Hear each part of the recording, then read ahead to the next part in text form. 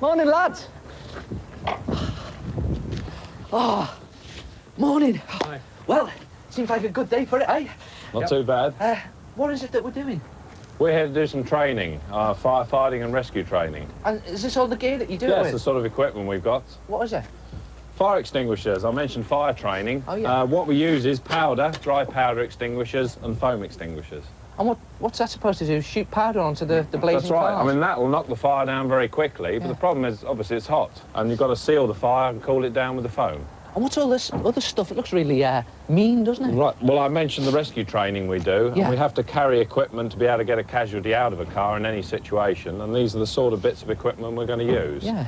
For example, you see we've got here a hydraulic cutter. We use that for cutting the pillars on cars, you know, to be able to take the roof off or cut the tubes on single-seater cars. And what's that, just like snippers at the end That's of it? right. Work by hydraulics, just close and work rather like a pair of scissors. God, and what's this other stuff? Yeah, what we've got here is air-powered cutting gear. Yeah. We use what are called a Sengar saw, with an oscillating blade here that we use for cutting through tubes, beams or whatever. Yeah. And then another example is a panel cutter. We use that for chopping through roof members, panels and so on cars as well. That's like a high-powered tin opener then? That's about right, yes. Again, work by air, as I said. And how long does it take to cut through a car with all this stuff? Obviously, the important thing is, first of all, we have a unit here, we carry a doctor and all the medical equipment, so the first thing we've got to do is get safely to the scene of the accident, get the doctor in, check the driver over and treat him as we can in the car, and then, you know, as a team with the doctor, we've then got to use the equipment to get him out. Time is not always the most important factor. The most important thing is to get to there safely and get him out without doing any more damage to him. And how do you deal with him? Does he just lie there with his crash helmet on? One of the most important things is to reassure him. Obviously, if he's had an accident, we've got to reassure he's going to be okay. Now, as you say, they're all wearing crash helmets, and one of the problems we've had, you see the helmets they wear nowadays have got these very small gaps for safety reasons. It's like something out of Star Wars, isn't it? That's right. The problem is, though, if he's not breathing, he's got problems breathing, then, you know, he's in difficulty with that helmet on. And if you add that, he's got a neck injury as well, then he could be in real trouble. So what's the idea? To yank it off as soon as possible? That's the worst thing you can do, because obviously you can do a lot more damage to the neck. So we carry now, for example, this bit of equipment, which does deal with that problem. This will cut fiberglass helmets, the typical sort of helmets that drivers use, but it doesn't cut skin like that.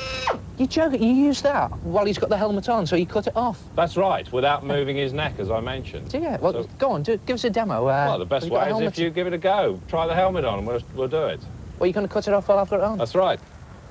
I don't know whether I like this idea. No, it's all right. It's perfectly safe. So we do this training, that's what we're here for, and, you know, that's the best way for you to see. Yeah. Do you know all that for me? I'll take your hat for you. What I mentioned to you is obviously it's important to reassure the casualty all the time, and this has got to be done safely. We stress we have to do this training to use this specialist equipment. It's not something that you just give to people and they use, so it's very important that all the crew know how to use the thing and can get on and do the job.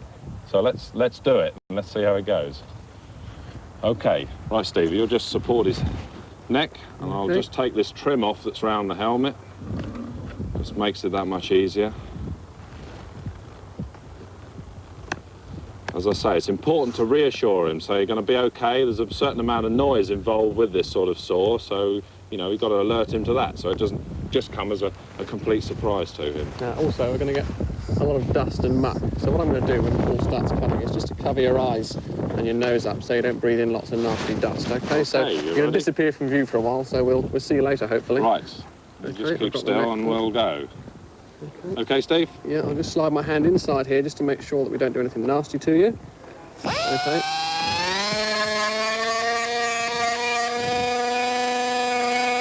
Okay in there?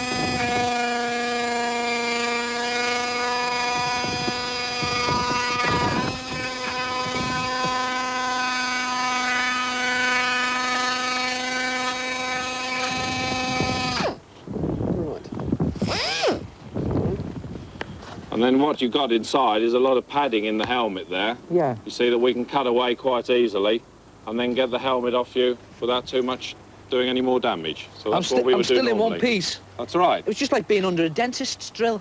That's right, but the noise it can be upsetting, but that's the reason for it. It was quite loud, actually, yeah. Right. And what's the next thing that you do? Hey, fire! Scramble! Where'd you get your cars from? Tony Deal. Tony Deal. That's where I got mine from.